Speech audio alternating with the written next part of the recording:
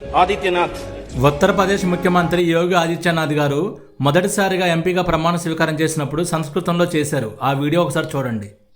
ఆదిత్యనాథ లోక్సభాయా సదస్యత్వేన నిర్వాచితః నిశ్చయతేన పరమేశ్వరస్య నామ్నః సపే యదహం విధినా స్థాపితం భారతస్య సంవిధానం ప్రతి సత్యాం శ్రద్ధాం నిష్ఠాం చ ధారయిష్యే యదహం భారతస్య సంపూర్ణ ప్రభుత్వ సంపన్నతాం అఖండతాం చ రక్షిష్యామి తథా యత్పదం గృహీతుమహం ముద్యస్మి తస్య కర్తవ్యామి శ్రద్ధాపూర్వకం నిర్వక్ష్యామి.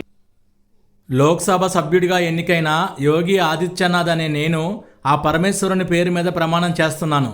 నేను చట్టం ద్వారా స్థాపించబడిన భారత రాజ్యాంగానికి నిజాయితీగా నమ్మకంగా విధేయుడిగా ఉంటానని, భారతదేశ సార్వభౌమత్యాన్ని మరియు సమగ్రతని కాపాడుతానని ఆ పరమేశ్వరుని పేరు మీద ప్రమాణం చేస్తున్నాను.